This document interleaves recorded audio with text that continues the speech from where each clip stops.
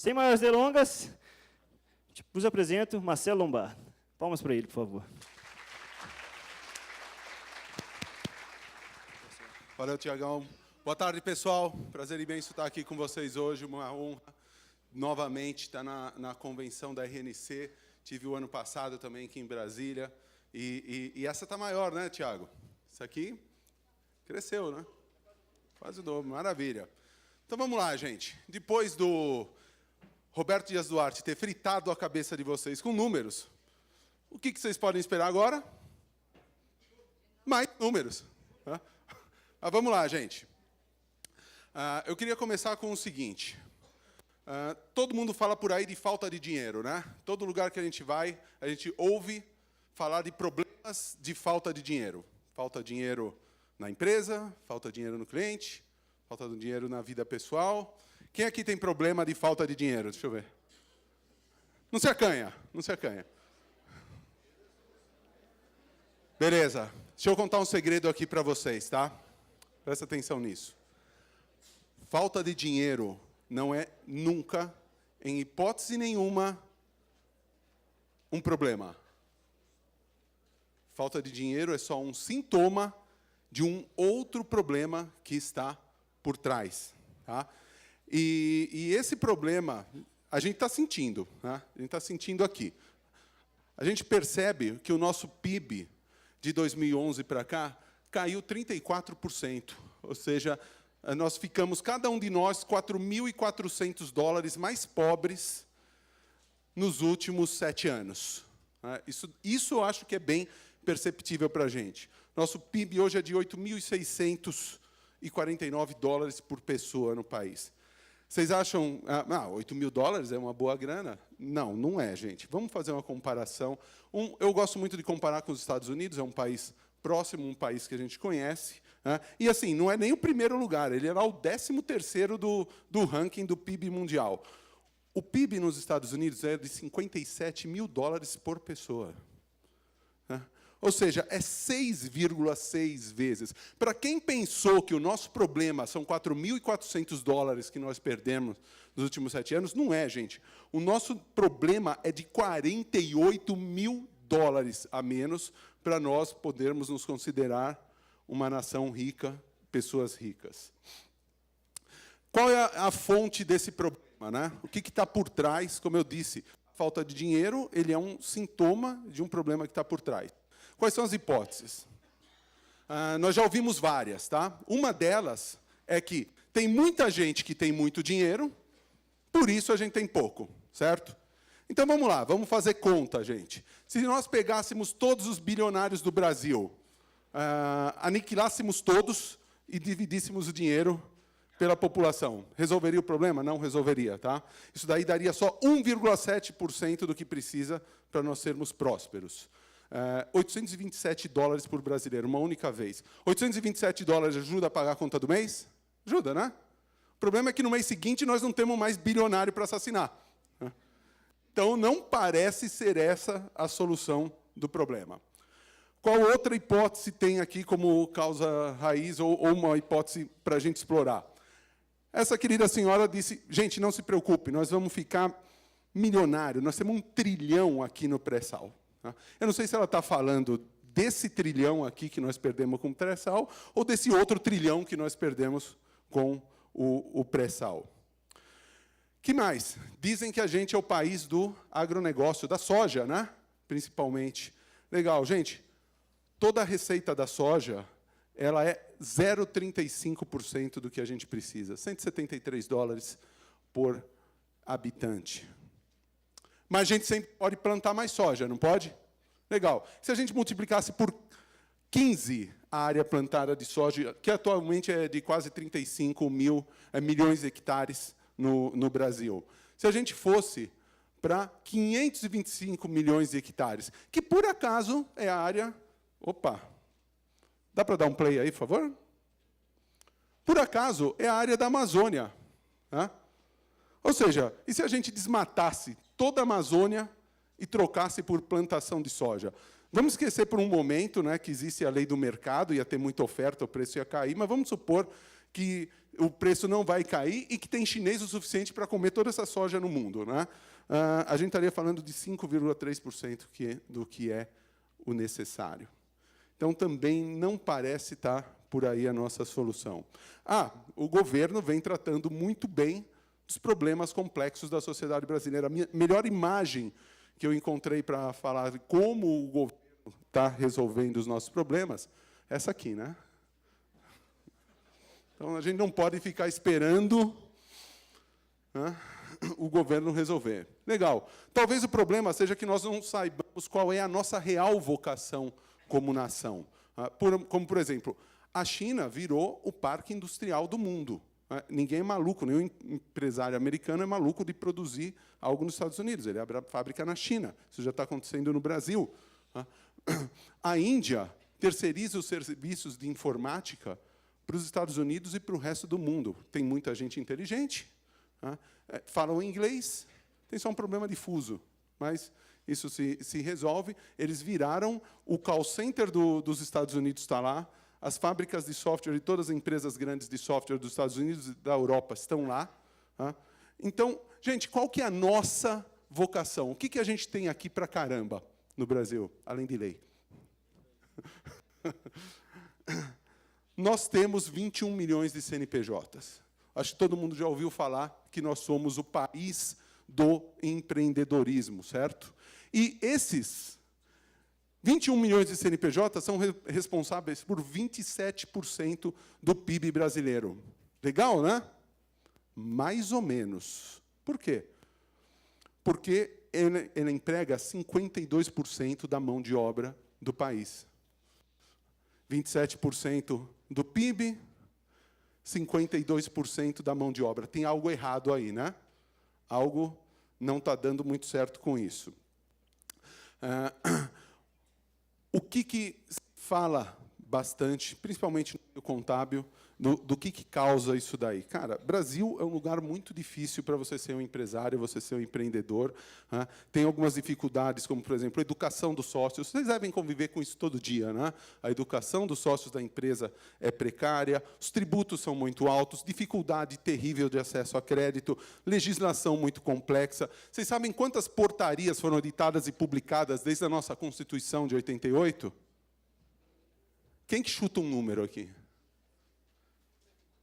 Chuta, na boa, chuta um número. Mas chuta alto. Hã? Pô, 3 milhões, cara. 5 milhões e 400 mil.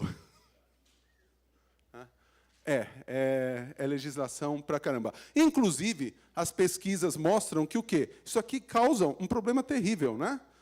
1/4 das nossas empresas morre nos 2 primeiros anos.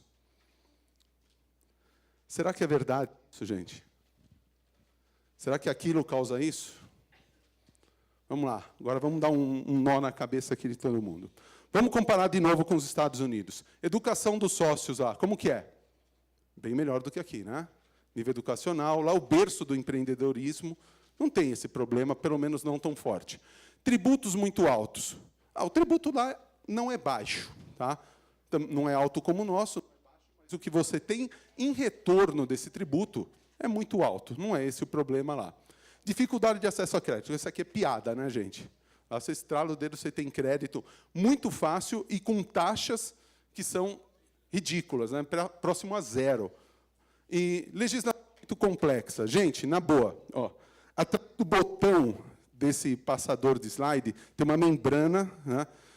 Existe mais legislação na venda dessa membrana do que os caras têm no país inteiro. Acredite nisso. Então, não tem também o problema de legislação muito complexa. Se não tem nenhum dos 4 problemas, logicamente, a quebra de empresas nos primeiros anos nos Estados Unidos deve ser próxima a zero. Faz sentido? Sabe qual que é? Igual. Ixi.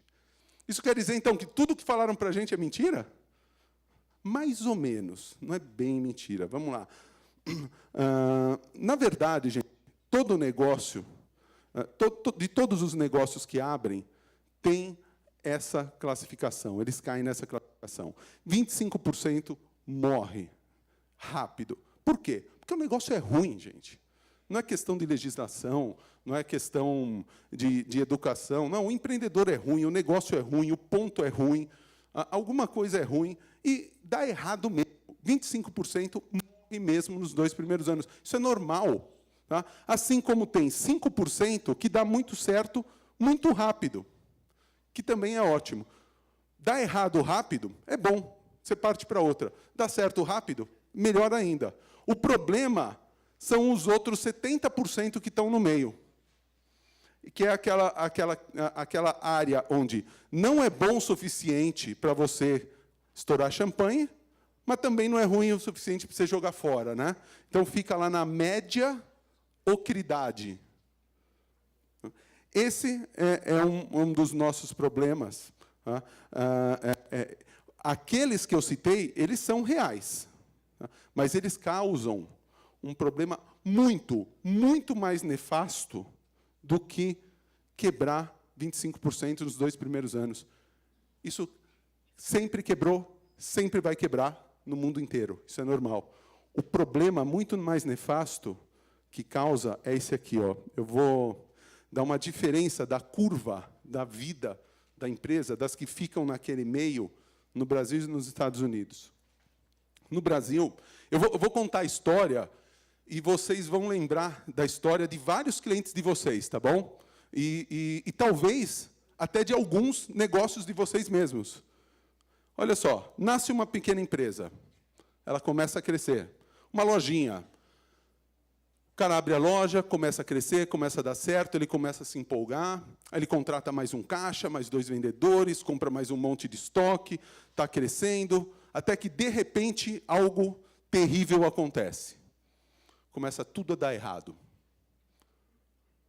Aquele vendedor não vende nada, o cara do caixa está me roubando, comprei tudo errado, o estoque aqui, ficou um monte de coisa empacada. E aí ele tem aquele saudosismo, aquela lembrança. Putz, quando eu era um pouco menor, quando eu levantava a cabeça e conseguia ver o que estava acontecendo, dava tudo certo, eu não perdia dinheiro. Aí o que ele faz? Dá um passinho para trás e fica na mediocridade. Esse é o problema nefasto que aqueles 4 vetores que eu falei causam de verdade. Não é a quebra nos 2 primeiros anos de 1/4. Isso sempre quebrou, isso sempre vai quebrar em qualquer lugar do mundo. Tá?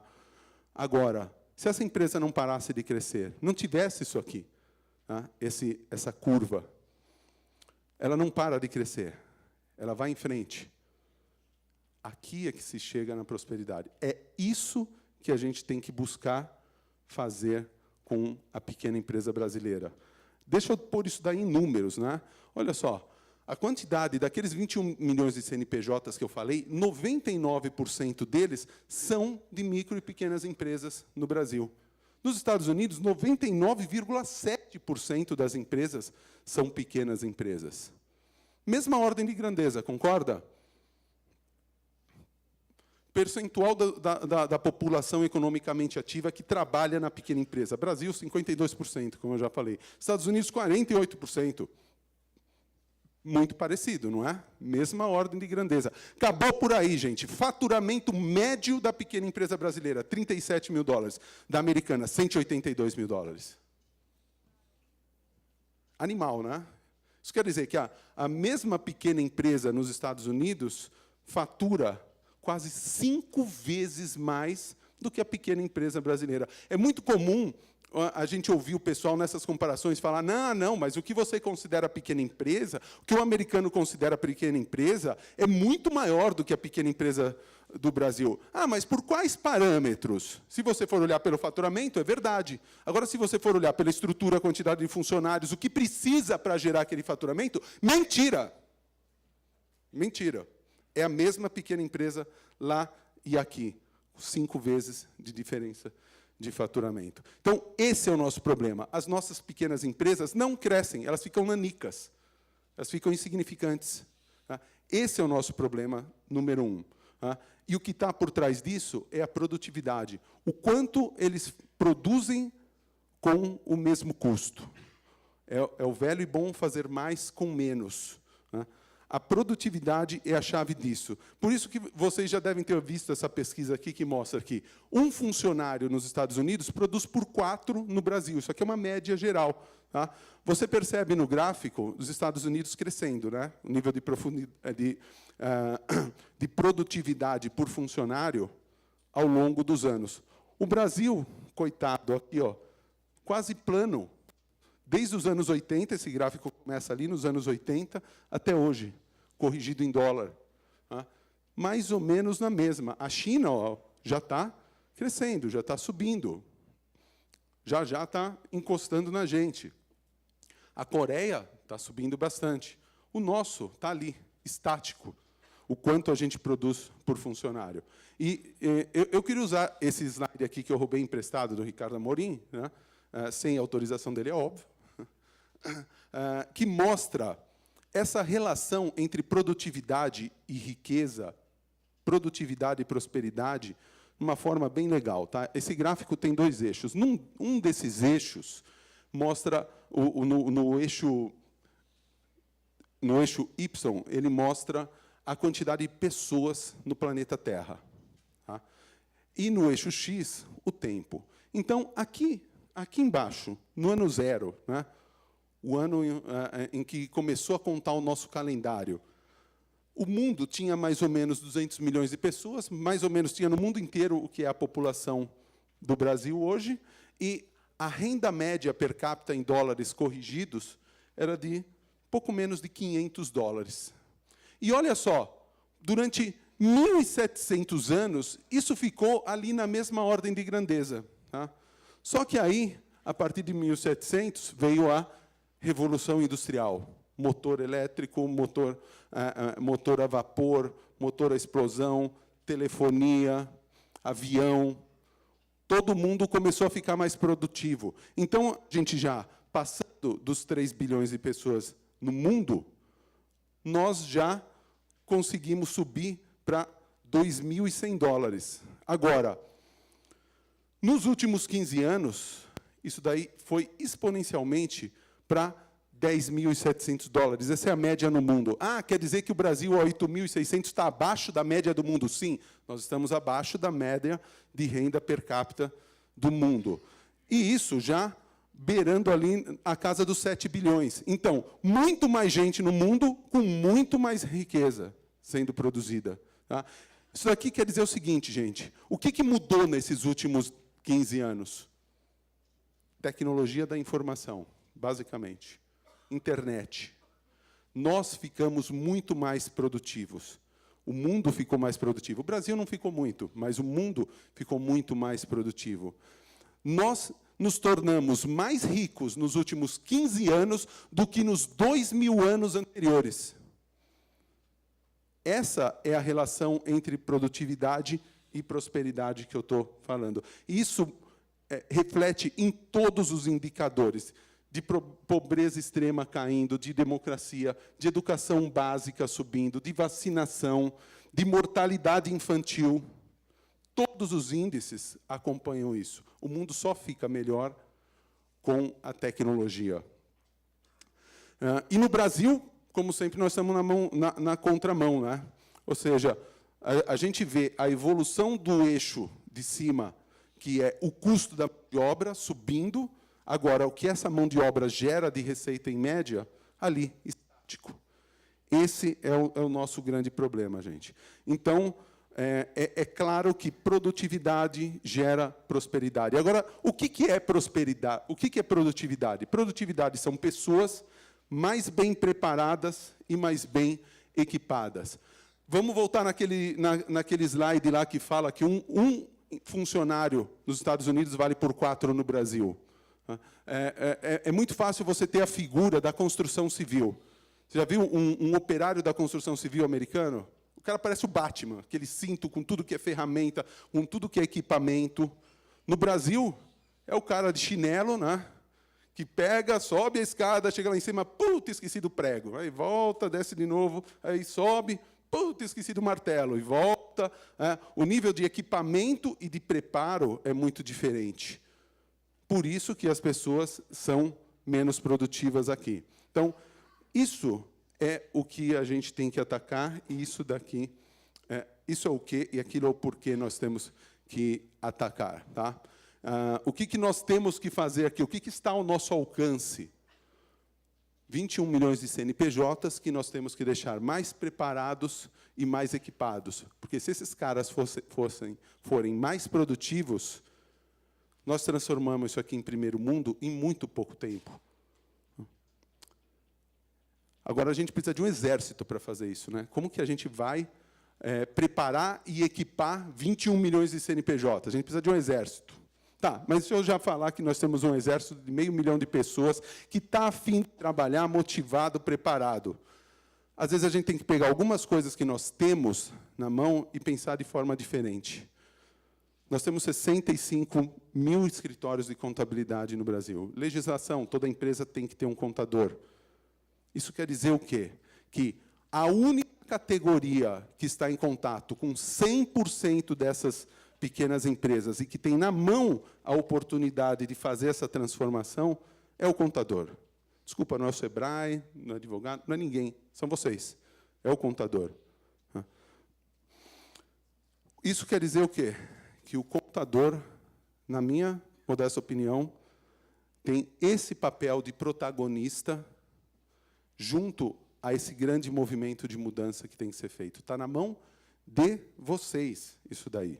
Tá? Será que o contador quer isso daí? Olha, a pesquisa do Sebrae, do fim de 2016, falou que 72% dos contadores têm interesse em se tornar um consultor de gestão empresarial, pelos mais diversos motivos. Né? Maior reconhecimento, satisfação, buscar novos desafios, ampliar a participação no mercado.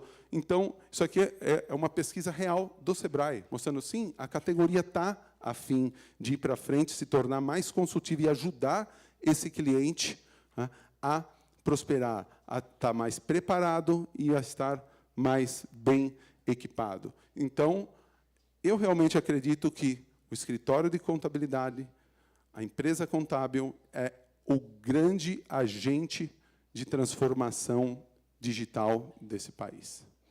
Tá bom? Mas esse exército já está aí há bastante tempo, né? Então, por que as coisas estão como estão? Tinha 80 mil escritórios, agora tem 65 mil.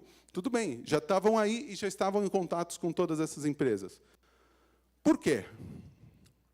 Quando você chega para o cliente e fala assim, cara, a gente tem que se organizar melhor, tem que implantar um sistema, tem que... O que a gente ouve normalmente? Que o cara não quer. Né? O cara não está afim, não tem tempo, não tem dinheiro, não tem saco, não quer ouvir falar disso daí. De repente, gente, o truque está na forma como a gente se comunica com esse cara. A coisa, às vezes, é tão simples quanto a comunicação. Vamos lá, vamos falar um pouquinho do DNA do pequeno empresário desse seu cliente. Esse seu cliente, quando ele nasce, né, ele vem de um desses perfis aqui. O perfil profissional pode ser um vendedorzão, um gestor ou um técnico. Né? Via de regra, o empresário, o pequeno empresário brasileiro, berço, ele é ou um vendedor que deu certo ou um técnico que deu certo. Nunca é gestor. Um exemplo que eu sempre dou. Pega lá uma distribuidora, tem um vendedorzão esperto, aquele cara que conhece todo mundo, que é super dinâmico, chega uma hora, ele enche o saco, sai da distribuidora e monta a distribuidora dele. É um vendedorzão que deu certo. Né? O contador dessa empresa começa a pegar contabilidade de uma empresa para fazer à noite, de 2, de 3, de 10, daqui a pouco ele põe a mulher dele para trabalhar também, está trabalhando de sábado e domingo, até que uma hora ele sai da empresa e abre o seu escritório contábil. Isso aqui é a história de alguém? Provavelmente de vários. Né? Sim, é um técnico que deu certo. E o cara que trabalha lá no financeiro da distribuidora, que cuida do fluxo de caixa, de toda a organização, de processos, trabalha na distribuidora até hoje. Ou seja, não é o DNA de gestor. Então, como fazer uma comunicação mais aderente com esse cara, que é um vendedor ou é um técnico? A gente tem que entender o DNA dele e mudar a forma de falar com ele. Tá? Como que é e como deveria ser a forma de se comunicar com esse seu cliente? Normalmente, ela é conceitual, ela é abstrata. Cara, você precisa cuidar do seu fluxo de caixa. Né? E ela tem que ser prática, de resultado imediato. Esse cara tem que perceber isso. Focado no que é necessário. E aqui está a parte mais importante de todas. Tem que ser focado no que é interessante. O que é interessante para um cara que é um vendedorzão e que deu certo? Vendas. O que é interessante para um cara que é um técnico que deu certo? A técnica, o método dele. Então, olha só. Normalmente, o contador vira e fala para o empresário o seguinte: empresário, você precisa cuidar do seu fluxo de caixa. Quantos aqui já fizeram uma reunião com os clientes no seu escritório, chamou todo mundo e deu uma palestra sobre a importância do fluxo de caixa? Quem já fez isso aqui? Legal. Os clientes saem da reunião falando assim, pô, importante mesmo, e vi que é super importante, isso me tocou. Volta para casa e não muda absolutamente nada. É ou não é? Porque você estava falando de forma conceitual, abstrata, focada no que é necessário. Agora você trouxe aquele vendedor que deu certo lá, e vira para ele e fala, cara, eu tenho aqui um sistema para você vender mais. E o fluxo de caixa que eu falei vai ser só uma consequência disso. Opa! Prático, resultado imediato e focado no que é interessante. O cara é vendedor, você tem que oferecer melhora de vendas. Você tem que furar a casca por onde ela é mais fina. Não adianta querer entrar com conceito, com diálogo de gestor para um cara que não tem DNA de gestor. O cara simplesmente não quer ouvir isso. Ele não gosta disso. Não é que ele não gosta, ele não conhece isso. Tá? Então, às vezes, a gente tem que buscar uma conexão nova com esse cara através de uma nova comunicação. Agora, o equipamento também é importante, né? Também ele influi muito na produtividade. E como que a tecnologia pode aumentar a produtividade? Processos mais ágeis, ensinando a gerenciar o cara na prática, facilitando o acesso a crédito e economizando tempo. Eu vou falar aqui algumas coisas que a gente já está fazendo hoje. Por exemplo, a própria emissão da nota fiscal. Quantos clientes de vocês falam, não, eu vou usar o emissor gratuito porque eu sou pequeno, eu não tenho, sei lá, 100, 200 reais para investir num software? Vocês já ouviram isso muitas vezes, né?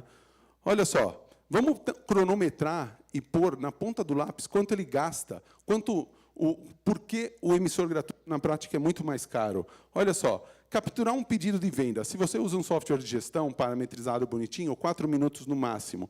Agora, se você está com o emissor gratuito, você vai ter que usar bloco de papel, planilha ou via e-mail, você vai demorar uns 15 minutos para capturar cada pedido. Emitir uma nota fiscal com software integrado, no máximo meio minuto, assim, estourando, né? Não tem nem esse meio minuto. Com emissor gratuito, pelo menos uns 25 minutos por nota, sem falar o tempo que ele vai ligar para o fiscal da sua empresa contábil, né, para ficar perguntando, tirando dúvida, porque agora aquela pessoa que foi emitir a nota não sabe. Né. Gerar um boleto, ele vai ter que... No software de gestão já foi, é automático. Emitiu a nota, já emitiu o boleto. Agora, aqui ele vai ter que entrar no site do banco, redigitar todos os dados, né, para gerar o boleto para esse cara pagar mais 10 minutos. Conferir os pagamentos de todos os clientes, porque ele tem que ver quem não pagou para cobrar. Né. No software de gestão, ele vai importar o arquivo de retorno de cobrança, tirar um relatório, 3 minutos. No emissor gratuito, ele vai ter que conferir manualmente, ir lá, ticar, ver quem pagou, quem não pagou, alimentar uma planilha, 35 minutos.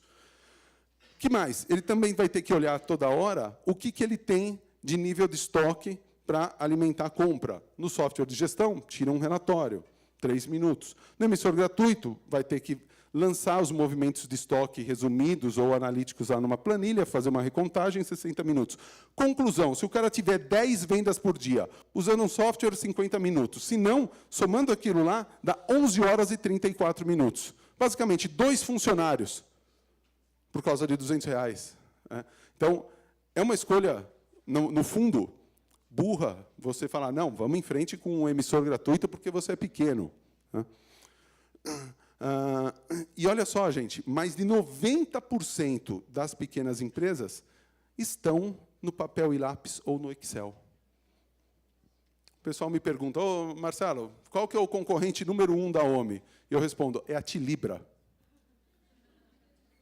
E o número 2, o Excel. Impressionante. O que mais? Ensinar a gerenciar na prática. A gente também monta todo o sistema com os processos visuais para o cara aprender a gerenciar quando usa o sistema. Outra coisa legal, crédito. A gente falou que dificuldade de acesso a crédito. A gente já faz, dentro do software, antecipação de recebíveis. Então, olha só, o cara vê como está o fluxo de caixa dele, pega os recebíveis, os boletos que ele emitiu, fala, eu quero antecipar, vê como fica o fluxo de caixa, clica naquele botão, em menos de 30 minutos o dinheiro está na conta dele. E menos da metade da taxa que ele paga no banco. Inclusive para nota de serviço. Inclusive para contador, tá? Tem mais de 200 contadores que já fazem antecipação para antecipar a receita de um mês, para fazer investimento, alguma coisa assim, já com essa ferramenta, tá? Sem ter que sem ter que ouvir o gerente do banco falar que você, faz esse título de capitalização aqui, né, já que eu te liberei essa antecipação a módicos 6,5% ao mês. Né? E outra coisa, nós também já estamos usando inteligência artificial para determinar as alíquotas todas de imposto. Ele lê o cenário fiscal, qual a alíquota de ICMS, de IPI, de PIS, de COFINS, se tem ST, se não tem, redução de base, alíquota incentivada, tudo isso daí. Né? Ou seja, estamos aqui também para ajudar o empresário contábil a ser esse agente de transformação.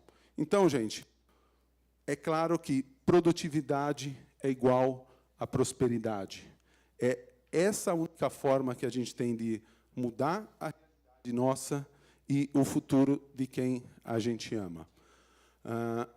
Vocês são empreendedores e vocês podem transformar a vida de mais empreendedores. Por isso que eu vou deixar vocês com um vídeo curtinho que a gente fez em homenagem a todos os empreendedores.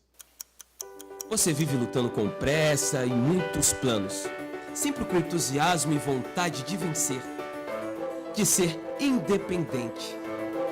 Sonhar alto, correr atrás de metas, dar o melhor de si para se realizar como um empreendedor, para ser feliz e viver a sua verdade.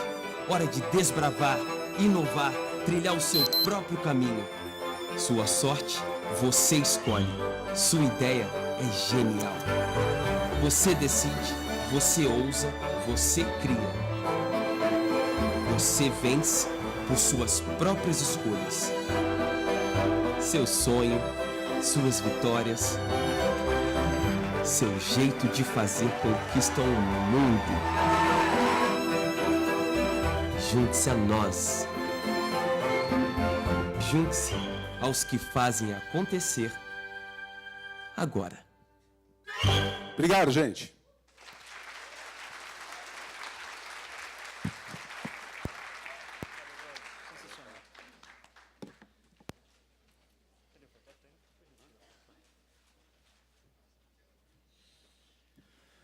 Gente, muitíssimo obrigado pelo dia de hoje. Inspirador aí. Precisamos ter esses parceiros ao nosso lado para que a gente possa economizar o nosso próprio serviço, tá? Não é? Falando abertamente, é isso, né? E existem empresas muito boas nisso. E a Omni é uma empresa que tem se destacado no auxílio e na interface com o cliente. Existem soluções para todos os bolsos aí. E vale a pena entender essa parceria, etc. Ajustar o discurso comercial. E, no final, vocês vão ver que a conta fecha, porque a gente tem um ganho operacional. É isso? Então, vamos tomar um chopp agora?